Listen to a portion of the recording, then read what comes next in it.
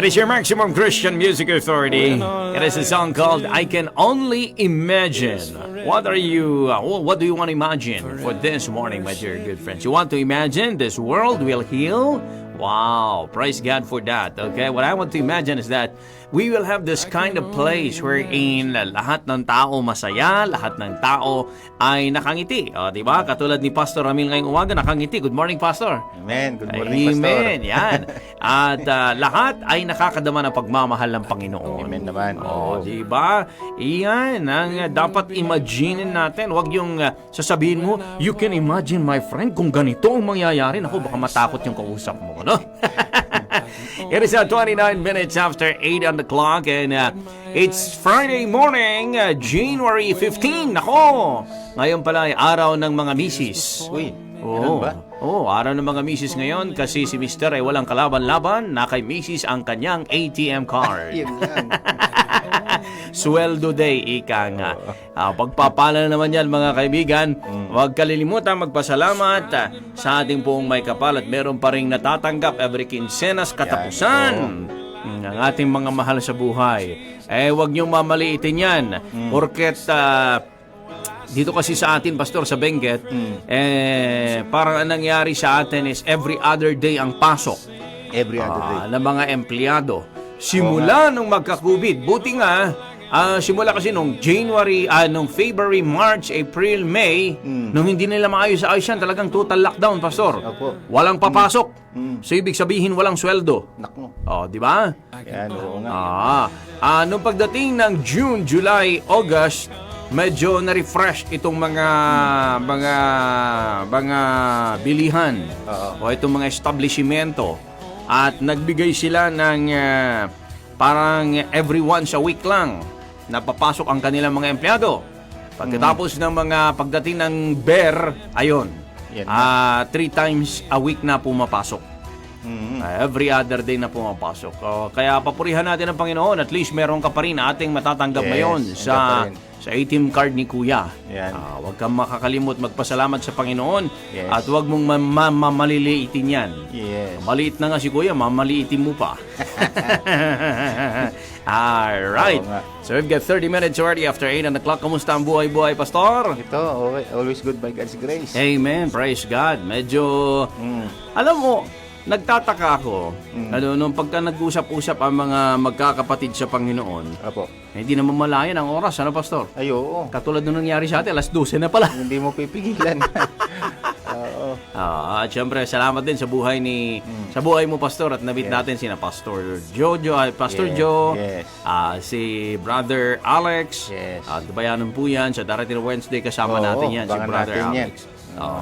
So, this coming Sunday, Pastor, unahin na natin. Ano bang meron tayo sa inyong church? This coming Sunday, as usual, na ginagawa natin, service, balik ang Bible studies, mga usual na ginagawa sa church. Amen. Pero bilang, Pastor, bilang pa rin sa church, ano? Ay, oo, siyempre, kailangan natin sumunod pa rin sa protocol. Oo, mahirap na. Baka biglang may dumating doon na nag-inspect, ano? Yes, magugulat ka na rin lang. Sasabihin niya, labas lahat ng mga tao dyan. Yes, kaya bigla kayong papasukan ng mga ala-astronaut. I-check kayo lahat, ano? Yan. So, take note, mga kaibigan, mga kapatid. Hindi masamang magpuri tayo sa Panginoon, pero consider din po natin, yung mga protocols natin. Lalong-lalo na ngayon, weekend. At paalala naman po sa mga kapwa natin, mga ministers, na dapat ano bang tawag doon? Yung social distancing pa rin.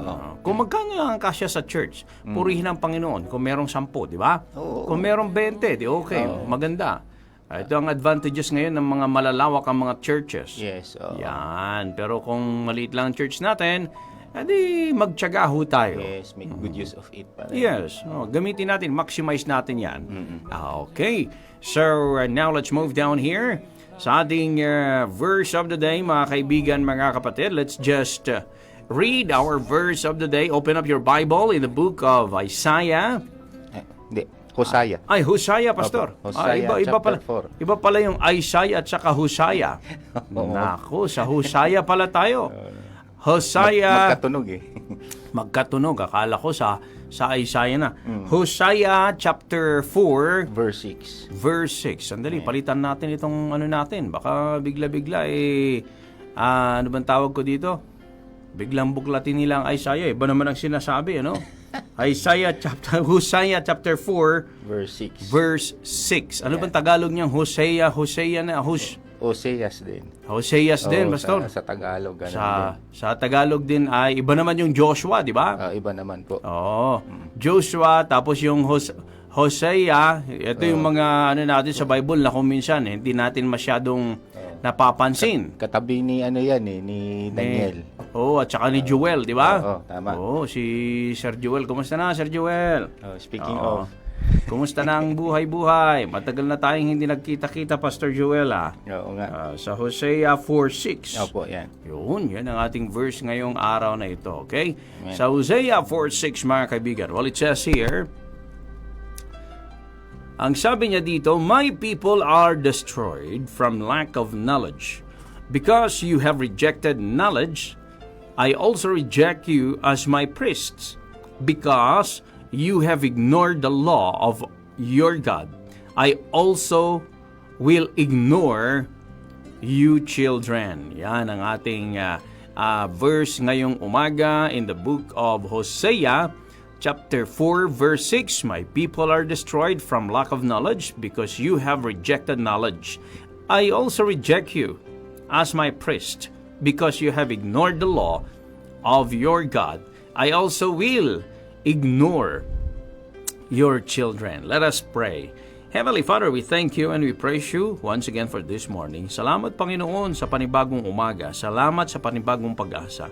Salamat sa iyong salita sa umagang ito, Lord God. Yes, Lord. That you remind us, O Lord God, that if we lack of knowledge and even lack of understanding sa inyo, Panginoon, ay bababa hanggang maging sa aming mga anak, Panginoon. Well, Lord, for this morning that we're going to talk with your word, O Lord, kayo po ang siya makita ng bawat nakikinig at nanunood sa umagang ito, Lord God.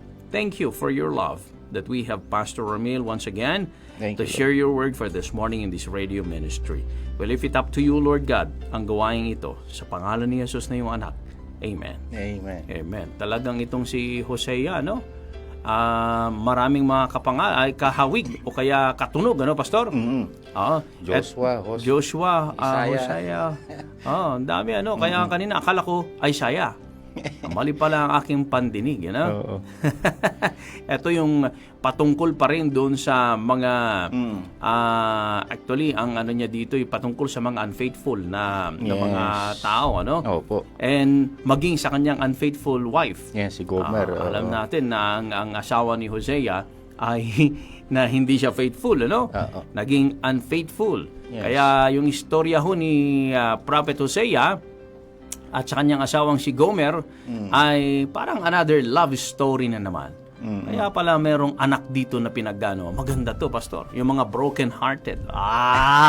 Yan ang pag-uusapan natin. Okay, go, Pastor. Amen. Tama. Kapag we encourage you to read the story of Prophet Hosea. Ayan. Kaya ko, ano to, Pastor? Oseas. Oo, kaya meron akong background konti. Maganda to sa ano pag may mga family, di ba? Sabi ko, nabasa ko pero hindi siya kaanuhan. The unfaithful wife. The unfaithful wife. Okay. So dito sa ating talata, this is of course written by Prophet Oseas. Prophet Oseas, also called public prophet. Yan. Kasi kapag every time na kadalasan nagpo-proclaim itong si Oseas ng mga message of our Lord, usually in the public. Kaya tinatawag niya siyang the public prophet. Yan. Okay, during this time, yung background na nangyayari po dito, itong bayang Israel ay kasulukuyan na pinagtatagumpay muli ng Diyos laban sa mga kalaban nila, mga surrounding enemies nila. Pangunahin na po ang Assyrian dito sa time na ito, around 745 BC ito eh. Amen. During this time, ito yung nagre-reign si Jeroboam. Ayan. Okay, si Jeroboam, he become king of Israel at this time. Kaya lang, hindi rin siya naging magandang halimbawa itong si Jeroboam. Ano, hindi siya naging mabuting halimbawa bilang isang hari sapagkat unfaithful din siya kay God. Oo. Tapos, sa kalaban naman nila, particularly sa Assyrian, si Tiglath-Pileser the third. Yan ang hindi ko pa natatagpuan yung pangalan na yung pastor. Kakaiba. Minemorize ko yan. Ano pangalan? Tiglat. Tiglat. Parang kidlat eh. No? Pero pag sa Ilocano, pag sinabing nagtiglatan, Ano yan? ibig sabihin mabilis. Pero ang totoo niyan, siglat supposed to be. Siglat. So, yan yung mga particular character at that time. Nasabi ko na muling pinagtatagumpay ng Diyos ang bayang Israel kasi on and off ang kanilang relasyon kasi kay God eh. Faithful, tapos magiging unfaithful ang bayang Israel. So, during this time, itong Israel, once again, they become unfaithful to God, their relationship to God, dahil gumagawa na naman sila ng usual na kanilang ginagawang mga pagkakasala, particularly yung pagsamba na naman sa Diyos-Diyosan. Oo, sa mga Diyos-Diyosan. Kasi nung time na ito, ang bayang Israel, kapag may nasasakop silang mga bansa, ang masaklap sa kanila, ini-embrace nila o ina-adapt nila yung mga tradisyon ng bansa na kanilang sinasakop. Ito na naman, once again, in-embrace nila yung mga ilang aral o mga katuruan o mga pinapractice ng Assyrian. At kasama dyan na during this time kasi kapag may sinasakop ang bayang Israel, uso sa kanila yung yung pagkamkam o pagsamsam ng mga kayamanan. Lahat kasi kukunin pwedeng mapakinabangan, pastor eh. Oo. Kaya nga kung babasahin mo diyan sa verse 8 niya, pastor pakibasa nga po, pastor. Sabi niya sa verse 8, "They feed on the sins of my people and relish their wickedness." Yan. So, makikita natin dyan na yumayaman. Sabi dyan na yumayaman ang bayang Israel. Sa paggawa ng masasama. Okay? Tapos i-atras mo naman sa verse 2. Okay, sinasabi rito na pakibasa uli, pastor, sa verse 2. Sa verse 2, ang sabi naman niya dito, "There is only cursing, lying and murder, stealing and adultery. They break all bounds and bloodshed follows bloodshed." Grabe, So, ito yung mga ginagawa ng bayang Israel during this time. So, nagiging abuso sila. Sabi dyan, pinuno na nila ang land ng pagnanakaw, ng adultery, pagpatay, hindi na makita yung pagkahabag. Ayan, pagnanakaw, pangangalunya, nilalabag nila ang sabi rito, nilalabag nila ang lahat ng batas. Sa Tagalog, pastor. At sunod-sunod ang patayan, sabing ganyan. Sabi niya sa Tagalog dito, matindi Sa halip, laganap ang paggawa ng masama sa kapwa, pagsisinungaling, pagpatay, pagnanakaw at pangangalunya. Laganap ito kahit saan at sunod-sunod ang patayan. Take note, that is occurring sa mga tinatawag na people of God. So, pag sinabi nating people of God, sino ba tong people of God dito na tinutukoy ng Biblia? Of course, pointing to Israel, ang bayang Israel. In Deuteronomy chapter 14 verse 2, basahin natin ito, pastor. Okay. Sa Deuteronomy chapter 14 verse 2. Okay, ito makikita natin dito, mga kaibigan. Sa Tagalog, Deuteronomio, Yan, chapter 14 verse 2. 14 verse 2. Ito ang kanyang sinasabi. "Sapagkat mga mamamayan kayo ng Panginoon na inyong Diyos sa lahat ng tao sa mundo, kayo ang kanyang pinili na maging espesyal niyang mamamayan." Ayan. So, yan ang bayan yung sinasabi diyan ni Prophet Isaiah, "My people are destroyed." Which points, of course, to nation of Israel at that time. So, ang bayang Israel, they are the people of God. Now, itong bayang Israel, sabi diyan sa binasang kababasa mo lang, Pastor, pinili sila ng Diyos para gawin niyang kanyang bayan, to be my people, ang sabi niya. Kung titignan natin sa account ng Exodus chapter 4, kung babasahin mo diyan, ay there are reasons kung bakit pinili daw ang bayang Israel. Ang reasons is wala. Wala lang. Wala. Pinili sila, sabi ngayon, hindi dahil sa mas marami kayo kumpara sa mga kapitbahay ninyo ng mga bansa. So in short, hindi dahil sa magaganda nilang qualities, hindi dahil sa kanilang mga achievements, It's not about even their numbers. Sabi pa nga ng Diyos diyan, sa totoo, kayo pa nga ang pinakakakaunti sa lahat ng mga bayan. Kaya nga, pag tinignan mo yung Israel, ang liit-liit lang naman, di ba? Oo.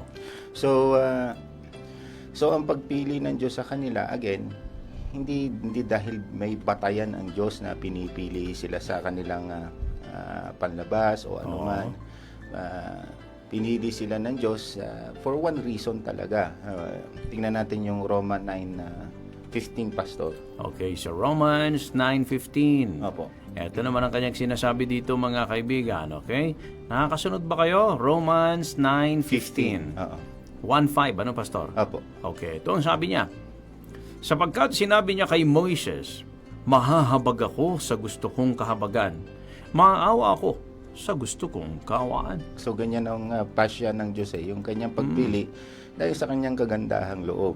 Kung tutusin, ang bayang Israel, makikita natin na sa their walk sa ating Diyos ay talagang pakita mo yung katigasan ng ulo nila, Pastor. Basahin nga natin, Pastor, itong Roma 9 verse 4. Okay. Contrast mo dyan sa Roma 9 verse 4. Romans 9 verse 4. Ito naman ang kanyang sinasabi, okay? Sa verse 4 ng Romans 9, bilang mga Israelita, itinuring sila ng Diyos na kanyang mga anak. Ipinakita niya sa kanila ang kanyang kadakilaan. Gumawa ng Diyos ng mga kasunduan sa kanila. Ibinigay sa kanila ang kautusan. Tinuruan sila ng tunay na pagsamba. Maraming ipinangako ang Diyos sa kanila. So makikita natin ang bayang Israel, dapat napakatigas ng ulo ng mga yan. Ipinili pa rin sila ng Diyos. Take note, yung pagpili sa kanila, pinaranas sa kanila ng Diyos kung sino ang Diyos. Nagpakilala siya. Pati ang kanyang aral, kung paano ang tamang pagsamba sa Diyos, itinuro sa kanila. Take note, God is also all-knowing. Alam na ng Diyos sa matigas ang ulo ng bayang Israel. Hindi nakita natin throughout the history, paulit-ulit. Dito nga sa account ni Prophet Hosea, this is not the first time na ginagawa nilang unfaithful sila. So many times na po yan. Ngayon, this is a good reflection din sa ating mga Kristiyano. Tandaan po natin na even in our day, meron din pong mga kinahabagan ng Diyos at kanyang pinili. Di ba? Ang pagpili po niya sa atin, Pastor, again, wag natin sabihin ay kaya kasi ako napili ng Diyos kasi magaling ganito. Magaling ako, gwapo ako. May mga standard kanila. Tandaan natin, pinili ka ng Diyos base sa Romans 9:15 dahil siya sa kanyang kagandahang loob. Dahil sa kanyang kahabagan. Maging tayo mismo, Pastor, maging ako ay... Yes, kasama po tayo doon, Pastor. Sabi ko, Lord, bakit ako pa? Kaya ito isipin natin, God is all-knowing nga. Alam na ng Diyos na talagang kalikasan, nakatigasan na ng mga ulo ng tao. Pero tandaan natin na this is a good reminder to us. Pinili ka pa rin ng Diyos kasi meron siyang plano na kusan ang kanyang plano is maparangalan siya, mag-glorify siya, hindi ikaw ang mag-glorify. Yes. Natatandaan po natin yan. Kaya napakaganda na kung we will reflect on this, dapat talaga na tayo'y lubos-lubos na magpasalamat sa kabila ng pagiging unworthy natin, katulad ng bayang Israel dito, pinili pa rin sila ng ating Panginoon. Okay? Ngayon, yan yung ibig sabihin na may people na tinutukoy dyan. Ngayon, sabi rito, itong people of God are being destroyed ayon sa ating talata. Ano ba ibig sabihin ng being destroyed dito? Okay, dito sa being destroyed, sa account ni Hosea, o yung contextual niya, hindi ito naman yung tinatawag na they are bound to hell or they will be cast to hell. It is not about losing salvation. Ito is particularly at this time, ito yung kung saan physically they are being corrected by God. They will be disciplined by our Lord God. Alam naman natin na ang ating mabuting Ama ay nagdidisiplina po yan. Remember in Hebrew chapter 12 verse 5, basahin nga natin, Pastor. Okay, sa Hebrew 12 verse 5. Opo. Ito ang kanyang sinasabi. Baka kasi maya-maya ayaw nyo ng padisiplina, ha? Hebrew 12:5. Opo. Ang sabi niya dito, mga kaibigan, makinig maigi, baka nakalimutan nyo na ang pangaral ng Diyos sa inyo bilang mga anak niya. Huwag mong baliwalain ang pagdidisiplina ng Panginoon at huwag kang panghinaan ng loob kung sinasaway ka niya. Ayan. Yan ang mangyayari dito sa account ni Prophet Isaiah. Again, once again, the Lord going to correct ang pagiging matigas ng ulo nitong bayang Israel. Okay?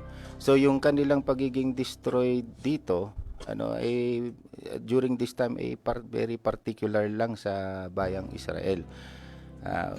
Ang parusa na igagawad sa kanila ng Diyos ay kakaiba rito, Pastor. Kung babasahin natin ng verse 10, balik tayo sa Hosea chapter 4 verse 10. Basahin po natin to, Pastor. Okay, dito sa Hosea chapter 4 verse 10. Oo. Ito naman ang kanyang sinasabi. They will eat but not have enough. Nakukulang. They will engage in prostitution but not flourish. Yan. So makikita natin dyan yung gagawing parusa o disiplin ng ating dakilang Diyos sa kanila. May dahilan, Pastor. Sabi niya, because they have deserted the Lord to give themselves. Oo, yan. They deserted. Pag-usapan din natin mamaya. So during at this time, yung ganyan yung particular punishment na igagawad sa kanila ng Diyos. Hindi yung punishment na tipong mauubusan sila ng kayamanan, yan kung hindi kaya wala nang makain. Physically magiging malungkot sila, Instead makikita natin diyan in the flesh mayaman sila. Kasi nga remember during this time po nagsasamsam ng kayamanan ng bayang Israel diyan. Dahil nga sa kanilang tagumpay na ipinamalas o binigay sa kanila ng Diyos. At during that time marami silang kayamanang nakukuha. Pero sabi diyan, dadapwat sila sagana sa pagkain, pero hindi sila mabubusog. Naku. Bang klase, dito mo makikita na another na pwede nating i-reflect dito. Greedy, Ang kayamanan talaga pala, ang gold can only satisfy our flesh, but never our soul. Because only God can satisfy our soul. Hindi pala porket mayaman ka. Tama na. Hindi pala porket ang dami mong achievements sa buhay is enough na masatisfy ang ating kaluluwa. There will always be emptiness. Kaya kaya ito yung naranasan ng bayang Israel dito at this time. Samsam nila ang lahat, pero mayroong curse. They will within them walang satisfaction. Okay. We Christians, remember, kasama din po tayo sa tinatawag na bayan ng Diyos. Oh, yes. Na dahil kasama rin po tayo sa kanyang pinili, ayon sa kanyang kagandahang loob, sa kanyang kahabagan. We Christians today can also reflect on this. May mga Kristiyano po na they are unknowingly, if you are going to look in their life, they look mayaman, they look victorious sa panlabas. Pero sa totoo lang, maraming Kristiyanong unsatisfied, malungkot. Malungkot ang buhay, Dito, this is what the Hosea means na my people being destroyed. So, some Christians nararanasan ito. Okay naman, may trabaho naman ako. Nagkaroon ako ng marangyang trabaho, Mm. ano, mukhang nasa akin na lahat. Okay na. Based on the flesh, Oh, parang okay na. Oo, popular ako. But something still is missing. Hindi ka masatisfy. Kulang, no? May kulang. Yan. Yan na pala ay tinatawag na you are being destroyed. By the way, we have to understand that of course under the authority of God, ang the one that is destroying us actually is Satan. Basahin natin yung John 10:10, Pastor po. Okay, dito sa John 10:10, okay? Ito ang ating mababasa, mga kaibigan. Buklatin ho ninyo yung mga Bibles, okay? Para sa ganun sabay-sabay tayong magbabasa at matututo. Sa John 10:10, dumarating ang magnanakaw para lang magnakaw, pumatay at mangwasak. Yeah. Ngunit, dumating ako upang magkaroon ang mga tao ng buhay na ganap. So, dyan sa John 10:10, under the authority of God, pinahintulutan niya na si Satanas na gawin niya yung kanyang likas. Itong kalikasan kasi ni Satanas ang yung pumatay, magnakaw, manira o sumira, So, si Satanas kasi ang sisirain niya sa atin actually yung our joy, joy of salvation, Lahat ng joy. our relationship, our joy in the relationship with the Lord. Yan ang titignan natin. Kapag tayo ay umaasenso bilang isang Kristiyano, bakit naman na hindi tayo masatisfy? Well, going back what is happening to the people of Israel at the time of Hosea, kasi rooted sa sin. Oo. Hindi masama na ikaw ay umasenso kasi blessing din ng Panginoon yan. Pero kapag ang iyong pag-asenso ay may root of sin, Ayun. ang mangyayari sa iyo diyan, kapatid, hindi mo ma-meet yung satisfaction of your soul because tulad ng nangyari dito kay Usaya, lumalabag ka kasi sa tinatawag na tunay na kalooban ng Diyos. So do not allow Satan to destroy you. Tandaan natin si Satanas is just being allowed. At nangyayari lang yung pagpapintulot kapag ikaw naman ay nagko-compromise din. Tama. So dapat gawin natin katulad, balik tayo sa story, ano bang dapat gawin kapag if the Lord will make you realize that you are being destroyed by the enemy? Anong dapat gawin? Simple lamang, remember dito ay nananawagan muli. Actually, itong mensahe nito ni Prophet Usaya, this is again a call for repentance, a call for change of mind, magbago uli at muling bumalik, magpasakop sa Diyos. Kaya nga yung binasa mo kanina, na yung inatras lang sa verse 9, kailangan magpasakop muli sa Panginoon. Sa Panginoon, bumalik ka. Bumalik ka. Likuran mo kung ano man yung sabi nga, ipaliwanag ko lang yung false victory, at saka yung tunay na victory sa Panginoon. Yung false victory diyan na sinabi ko na nga kanina, those Christians that are compromising their life bilang isang Kristiyano, talagang hindi mo nare-realize you are being destroyed na pala. Kahit na ikaw pa ay kasama sa tinatawag na people of God. Yes. Okay? Yung isa namang tunay na victory, gaya ng sinasabi ng natin kanina, na dapat ay kailangan incline yung ating ginagawa doon sa kalooban ng Diyos. I think Proverbs 16:3 yata yan, In all the ways acknowledge Him, and He shall direct thy paths. Kailangan kung ano man nating ginagawa ay dapat magiging ayon ito sa kalooban ng Diyos. Amen. Okay? So, again, may reason dito sa ating talata, may reason why the people of God are being destroyed. Ang sabi diyan, lack of knowledge, Pastor. Lack of knowledge. Pag sinabing lack of knowledge, hindi naman completely na walang pagkakilanlan sa Diyos.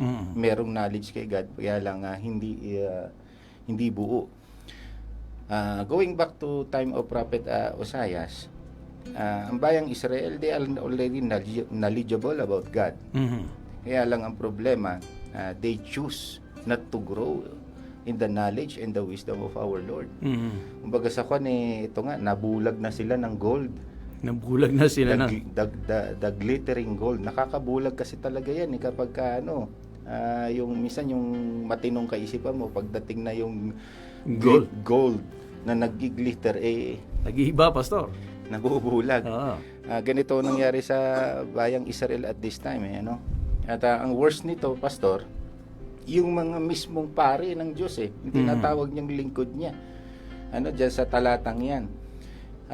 Itong mga paring ito ay pati sila ay nabulag na rin ng karangyaan na kanilang tinatamasa at that time. At ang worst nito, ang sabi diyan, itong mga lingkod ng Diyos na ito ay nagpapayaman doon sa kapagkakasala ng bayang Israel. Anong ibig sabihin nito? Kahit alam ng mga lingkod na ito na mali na yung kanilang ginagawa, nabulag na rin sila.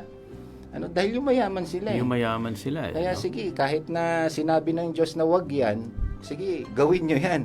Kasi yumayaman din ako dyan. Pati ako nagtatamasa dyan. Kaya pati yung mga lingkod ng Diyos dito na supposedly na pinagkatiwalaan ng Diyos na sila ang magtuturo ng tamang knowledge about God. Pati sila ay nabulag na rin. Kaya ang effect nito, sabi ngayon, yung pagkakasala ng mga leader dyan ay naging katulad na rin. So pareho na sila. Naging iisa na sila na both of them are being destroyed. Kaya tayo sa panahon natin ngayon as a Christian, lalo tayo ay nilagay ng Diyos, tinalaga ng Diyos sa paghahayag ng tamang aral, ng katotohanan. Dapat wag tayong mabulag sa gold.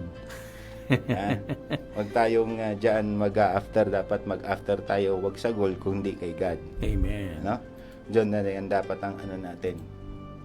Upang sa gayon ay hindi rin madamay pa yung mga bayan ng Diyos o yung mga tinatawag na hinirang niya. Okay? So, again, completely hindi naman, alam po, Pastor, hindi totoo na maraming tao daw ang hindi nakakakilala sa Diyos. Actually, that is not true, because in the Bible, tingnan natin in Romans 1:18, Pastor. Okay. Ito sa Romans 1:18. Ito ang makikita natin dito, mga kaibigan. Ang sabi sa Romans 1:18. Ito. Nandiyan na ba kayo? Ang sabi niya dito ay, ipinapahayag ng Diyos mula sa langit ang kanyang puot sa lahat ng kasamaan at kalapastangan ng ginawa ng mga tao na siyang pumipigil sa kanila para malaman ang katotohanan tungkol sa Diyos. Diretso ng Pastor hanggang verse 23. Okay, sapagkat ang katotohanan tungkol sa Diyos ay malinaw sa kanila dahil inihayag ito sa kanila ng Diyos. Sa verse 20, totoong hindi nakikita ang Diyos. Pero mula pa nang likhain niya ang mundo, ang kanyang walang hanggang kapangyarihan at pagka-Diyos ay naipahayag sa mga bagay na ginagawa niya. Kaya wala siyang maidadahilan.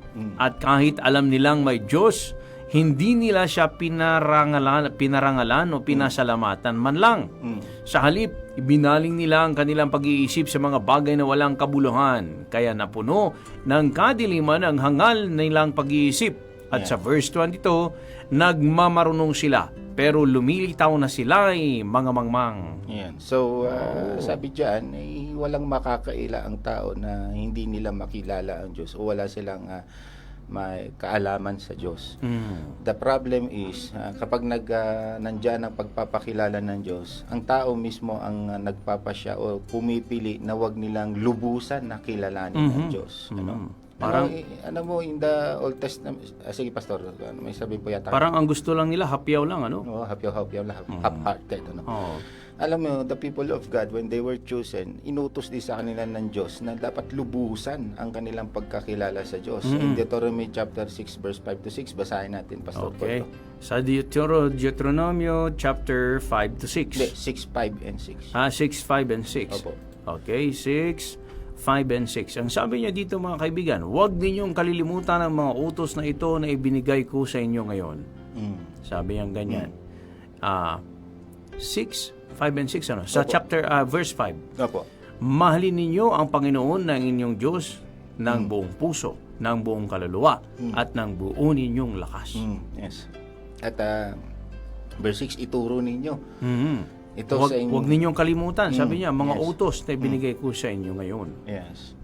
Ituro ninyo ito sa inyong mga anak, pag-usapan ninyo ito, at kapag kayo nasa inyong mga bahay, at kapag naglalakad, kapag nakahiga, at kapag babangon kayo. Yeah. So makikita natin na talagang pagdating sa bayan ng Diyos ay inuutusan na dapat mapuspos tayo ng kaalaman tungkol sa Diyos. Pag sinabing ibigin mo ang Diyos ng buong puso, paano mo iibigin ang hindi mo kinikilala? Diba? Tama. Ay kailangan malaman mo ng gusto yan, Alamin makilala mo. mo siya, upang sa gayon ay mas lalo mo pa siyang ibigin. At talagang inuutos yan sa even in the ancient time, mga people of God. Even today, in Colossians 3:16, ganyan din ang sinasabi. Bakibasa, Pastor, Colossians 3:16. Okay. Sa Colossians 3:16, eto naman ang kanyang sinasabi dito, mga kaibigan.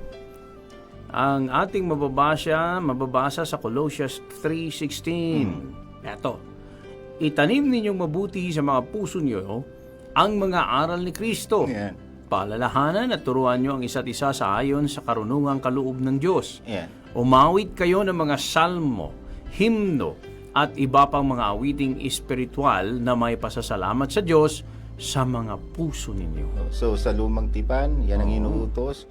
Dapat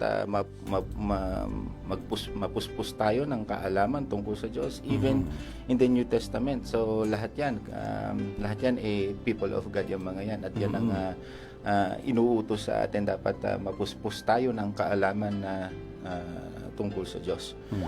Going back to the Old Testament, wala pa naman si Jesus Colossians 3:16 sabi, mapuspos tayo ng kaalaman, mga turo ni Kristo. Tandaan natin, in our time, para lubos na magkaroon tayo ng pagkakilala sa Diyos, pumunta tayo kay Jesus. Dapat Yun ang pinaka-the-best. tanggapin natin, alamin natin kung ano ba ang tinuturo ni Jesus. Because in the Old Testament, mga kapatid, bitin yan bitin. Kulang. Kaya kapag hindi sa panahon natin ngayon, if you really want to understand the teaching of the Old Testament, you have to go to the teaching of Jesus Christ in the New Testament. For example, yan Matthew 11:27, Pastor. Okay. Sa Matthew 11:27, ito naman ang mababasa natin dyan, mga kapatid. Matthew 11:27, ang kanyang sabi dito, mga kaibigan, ay ito.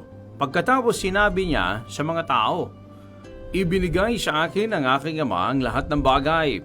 Walang nakakakilala sa anak kundi ang ama. Yan. At walang nakakakilala sa ama kundi ang anak. At ang mga taong nais ng anak na makakilala sa ama. Yan.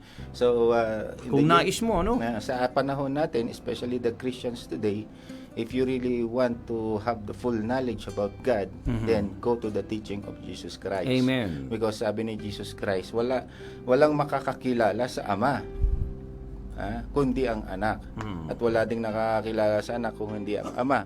Sabi ni Jesus Christ yan, at si Jesus ang siyang magtuturo ng kanyang pipiliin kung sino ang kanyang pagre-revealan ng mga bagay na aral o mga knowledge about God.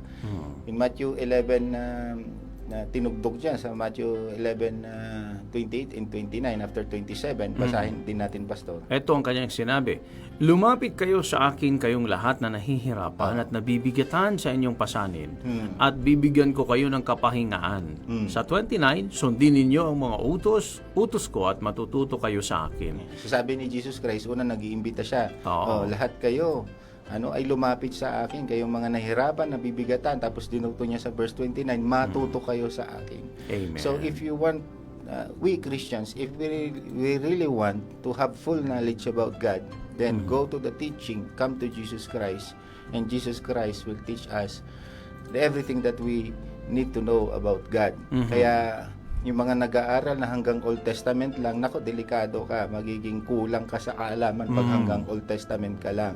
Because ang kabuuan ng kaalaman tungkol sa Diyos ay kinumpleto sa panahon ni Jesus Christ. Hebrew chapter 1 verse 1 and 3, Pastor. Basahin natin, Pastor, para at Opo. least alam nila, no? Pare-parehas tayong maliwanagan, mga kaibigan. Oo. Sa Hebrew chapter 1, Verse 1 and 3. verse 1 and 3. 1 Okay. to 3 pala. 1 to 3.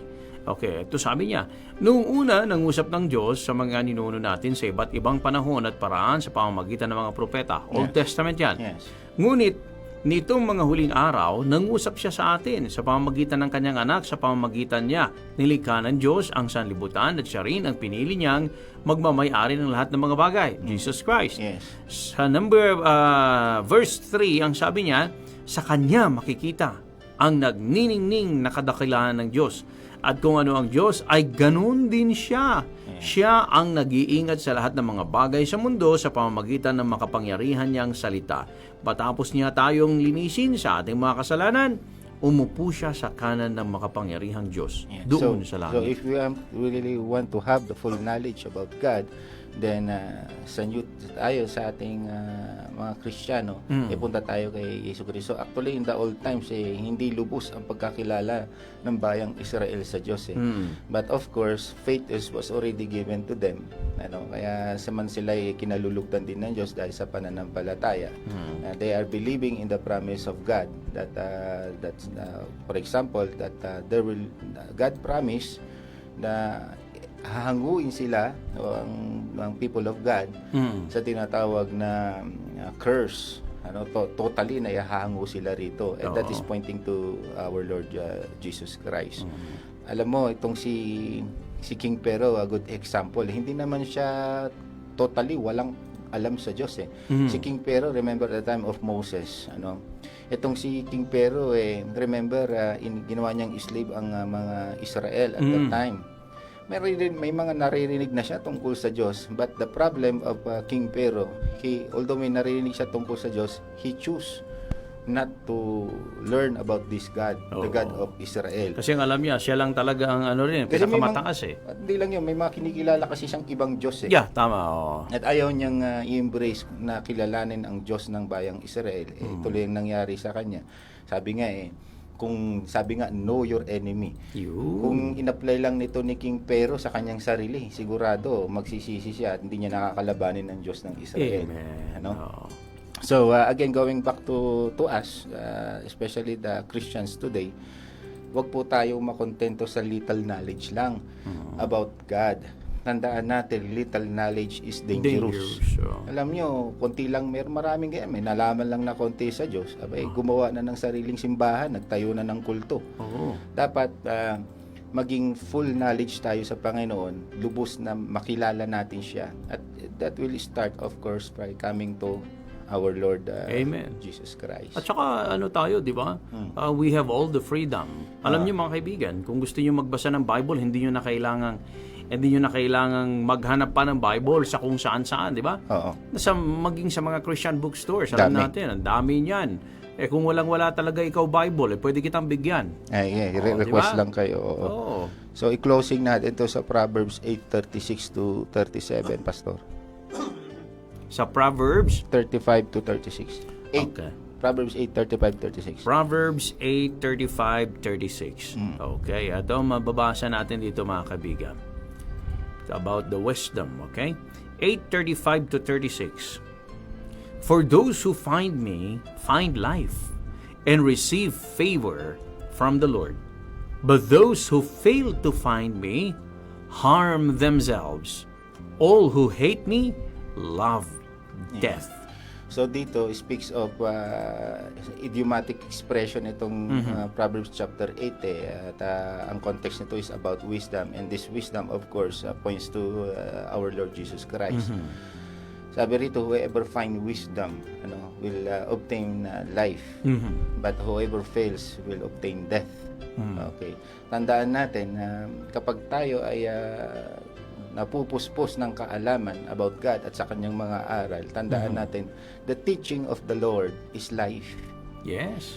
If you are going to abandon to the teacher of the Lord, hindi ka magre-rely dito, hindi ka papasakop Exactly. dito, then ibang teaching ang sinasakop mo, that is equivalent to death. Kaya don't allow yourself. You are already the people of God. I am also part of the people of God. Purihin na Diyos sa kanyang Purihin grasya. ng Panginoon.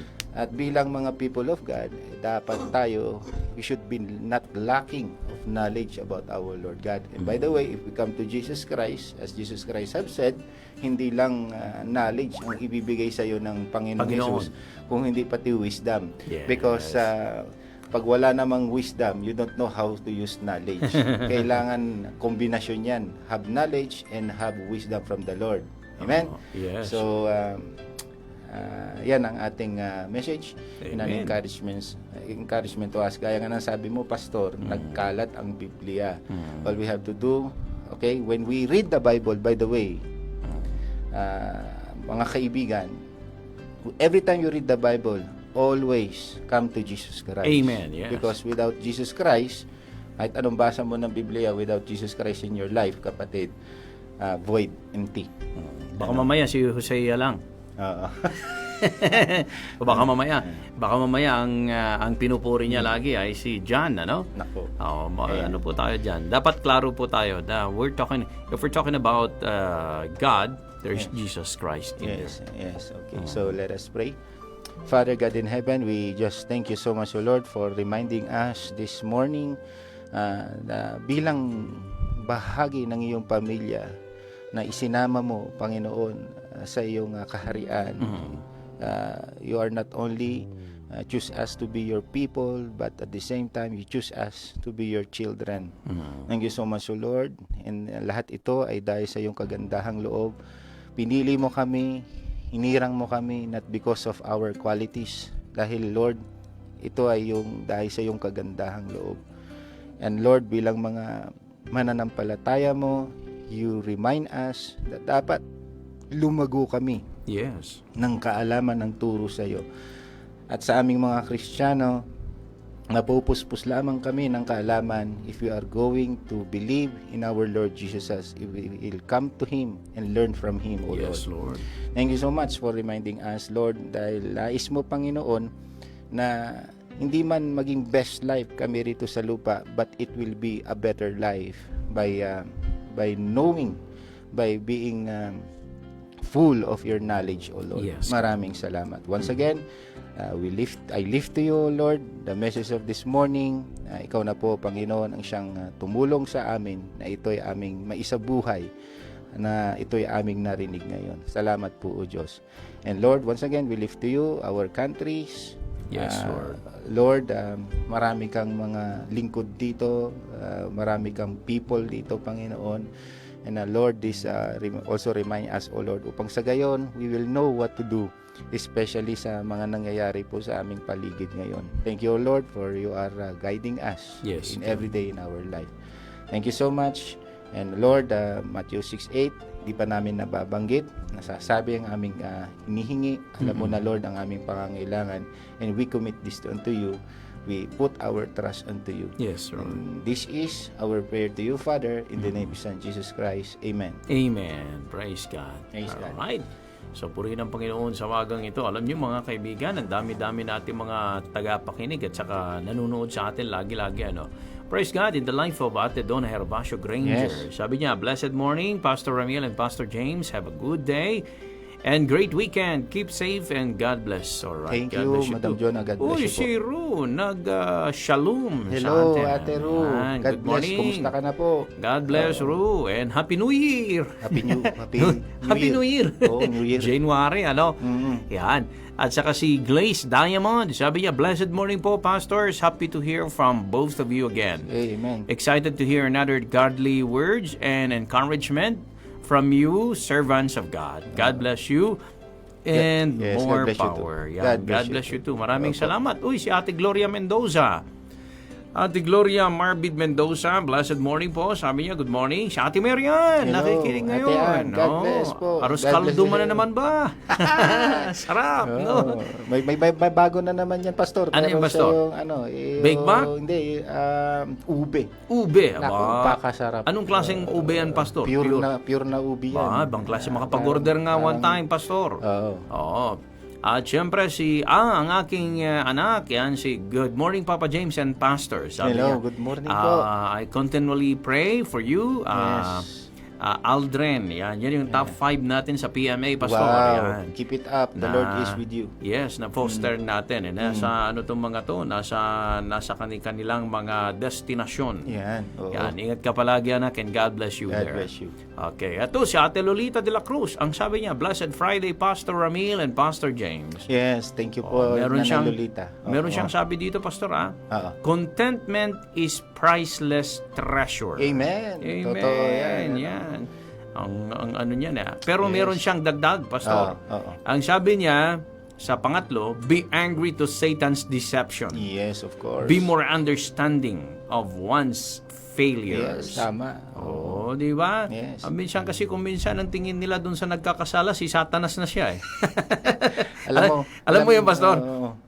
If you are full of knowledge of God, hindi Yeah. hindi ka magiging sabi nga nila judgmental. Judgmental. In a way na ganyan. Oo, bawal. Galatia 6:1 and 2. Ah. Sabi, ikaw na pinapatnubayan ng Espiritu ng Diyos, ibig sabihin, full of knowledge of God ka Amen. dyan. Magpaalala ka sa mga nahuhulog. Tama. Pero may warning. Kaya May sabi warning. ni ate dyan, Ah. may warning. Ingat ka rin, baka ikaw madaya rin ni Satanas. Tama. Eto, humabol si Sir David Funoliera. Sabi niya, Amen, praise God. At sabi niya, God bless Pastor. At sa kasama mo, Pastor, God bless po sa inyo. Amen. Amen. Sa Kilala inyo mo rin ba po. to, Pastor? Pakita nga po, ano ba, Pastor? David Fornoleria. David Fornoleria. Ay, Makikilala pa lang. Makikilala pa lang yan. Siyempre, Opo. si Sir Victor Aile Jacob or Jacob. Oo. Yan. Hello po. Good morning po. Yes. Yan. Maraming salamat po sa pakikinig. Yes. Okay. Madaling maalala pangalan mo, Jacob. Oo, Jacob, Jacob. Yes. At binabati natin itong mga kaibigan natin, sina Ryan Ray Pantesugitan na nasa abroad to, Pastor, malayong lugar. Oo. Si Direct Darwin Bayani ng VVMI. Yan, oo. Ayan yung Hello, ministry natin na pumupunta sa mga kasuluk-sulukan para ipalaganap ang salita ng Panginoon sa Amen. pamamagitan ng mga films. Yan, oo. So film showing yan. At syempre, hindi ko makalimutan sabihin na meron pala tayo mga kaibigan, meron na tayo yung mga kalanguya natin ng mga kapatiran dito sa Benguet. Kung nakikinig ho tayo, meron na ho tayo dyan sa PCBS dito sa Baguio City, yung Kalanguya Bible ho natin Kalanguya. Oo. na Old and New Testament na. Ganda niyan. Oo, ang ganda, Pastor. Maintindihan mo, pag Ilocano ka, merong Ilocano. Ito naman, pag Kalanguya ka, merong Kalanguya Bible. Oo, yan. Si Brother Nick Pagod, good morning to you. Nasa Bubon, Burgos, Ilocos Norte. Uy, si Kuya Pater Gloria, nakikinig din. Nasa Lucena. Oo. Nag-birthday lang ang kanyang asawa nung kahapon or nung isang araw. Si Mary Grace Apugad, nakikinig siya ngayon. Ma'am Mary Grace, good morning. Good morning po. Si Ma'am Sanilin Waknang Yan. Dawagan. Hello, Madam. Yan, good Oo. morning po sa inyo. I think pastora ito eh. Pastora ata to. Not oh. mistaken, oo. At saka si Brother Jeremias Bumatay Cruz dyan sa Oo. may Pangasinan, Malasiki. Good morning po. Hello po. Si Mars Tibangay. Yan. Hallelujah. Nakikinig lagi yan. Praise God. Yes. Ate Mars. Yes. Good morning po sa God inyo. bless you Blessed morning po. Oo. Si Thank you, Victor Ailey Jacob, yan yung ano natin kanina, Oo. last na bumati. Uy, Oo. si Ate Gina S. Mundo, ang aking kumare, nasa Ayun. Tuguegarao City. Thank you for viewing. Nanonood siya. Opo. God bless you. God bless you. Ayan. At syempre, sa mga kaibigan natin, Pastor, nakakapag-exercise ka pa ba? Ay, oo. Kanina lang nag-push up ako. Magandang balita yan. Alam mo bang pwede kang mag-exercise na Oo. nagtutour? Wow. Ibang klase yun, ano? Paano ba yan? Nagbibisekleta, Pastor. Ay, yun pala Bisikleta kang ganyan. Tapos punta ka dun sa malayo. Ay, ang ganda niya. Exercise. Fresh air pa. Basta maganda yung bisikleta mo. Oo. Pag galing sa Riley's yan, bike shop. Oo. Diyan sa may bayanihan. Riles. Sa Riley's Bike Shop. Masilip nga minsan yan. Masilip mo yan, Pastor. Oo. Magagandang bisikleta nila doon. Lalot na ngayon na very yan, yung bike ngayon. Yan ang pinaka sensible na gamitin ngayon when it comes to situation natin. Alam mo yung dadaan ka doon sa checkpoint, hindi ka nila masyadong i-check kasi alam nila you are healthy. Yes. Hindi ka naman makapag-bike pagka mayroon kang dinaramdam, di ba? Tinatrangkaso ka, nagbabike ka. Magkano kaya ang bike doon? Murang-mura lang naman ang bike doon. Yeah. Sa Riley's Bike Shop Riley's yan. Bike Shop. Oo, magaganda ang bike doon, Pastor. Sige. Pag nung pumunta nga ako, dumalaw ako doon. Nag-twinkle-twinkle yung mata ko, Pastor. Saan nauli banda yan, Pastor? Sa may bayanihan, Pastor. Sa may malapit bayanihan. lang, sa Burham lang. Pala. Malapit lang, lakad ka lang. Pagbalik mo, nagbabike ka na. Yeah. Yeah. Parang hindi kayo maligaw, pagdating nyo ng Burham, magtanong lang kayo. Magtanong yan. Sigurado, alam nila yan. Mas maganda pagka ganun. Okay. Meron ka pang babatiin, Pastor? Of course, I greet my family, biological family, my mother. Your of mother, course, na smiling face na smiling every face. day. And my daughter na smiling face. Yes! Mas bugis-gis na naman. Oo. Better generation. Oo. And of course, to my spiritual family dyan sa church, marami yan, lahat kayo. But I would like to particularly greet the leaders na walang sawang nagpapagami sa Diyos. Sister Marian, Brother Yes. Alex Pamenya. Okay, of course, Exen, ano? Uy, si Exen. Matagal ko na din nakikita si Exen, ha? Oo, actually, unfortunately, his father already passed away. Oh, condolence to you, bro. Just this week, last week na pala. But the Lord will comfort him and his family, I'm sure of that. Of course, i-greet ko rin yung sila Rizali, sila Ate Marico, mga yan. And the rest, of course, dun sa mga bina-Bible study natin, Salda family, kapitbahay lang natin yan. Okay, good morning ho. Yes, of course. Yan naman ang business naman ng mga yan yung LPG gas. Ayun, sa may bandang kanan ninyo, Pastor. Murang-mura lang, just text away. Yan. Okay. Dapat kinuha mo yung cellphone number. Ay, oo, dapat ipa-flash natin next time. Kunin mo next time, Pastor. Of course, sino pa ba?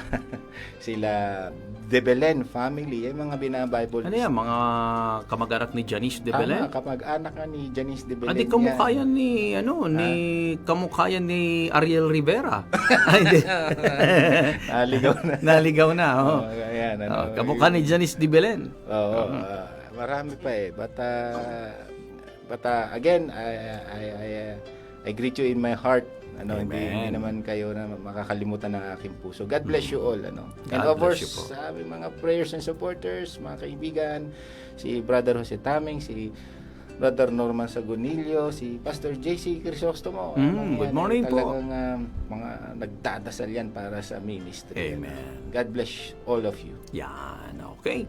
At syempre, binabati ko rin ang aking mahal na misis, si Faith. Yes, of course. At saka si Elsa Nats Banyaga. Hello po. Good morning sa inyo. Uy, bago ko makalimutan, itong si Champlain Pastor. Crescente Faustino yan. Good morning po sa inyo. Kilala mo yan, Pastor? Opo, kilala natin. Kilala mo yan. Good morning po sa inyo. Na-meet ko lang yan eh. Mga ilang mga panahon, baka sakali ma-invite din natin siya. I just met him once. Oh, ganun ba? Through Pastora Connie. Oh, okay. He's a good theologian. Yan, na-meet na rin natin siya. Okay? Good morning po sa inyo. At syempre, po. ako po si James Agustin Banyaga, aka DJ Tommy. And this is Pastor Ramil de los Reyes. Magandang umaga. Sa next Friday tayo magsama-sama naman ulit. But on Monday, nandito po ako. God bless po. God bless po. Time for us to worship God. Let's sing with this song. If you know this song, Come Now is the Time to Worship. It's an instrumental for you to sing with us. Only here on Cool FM.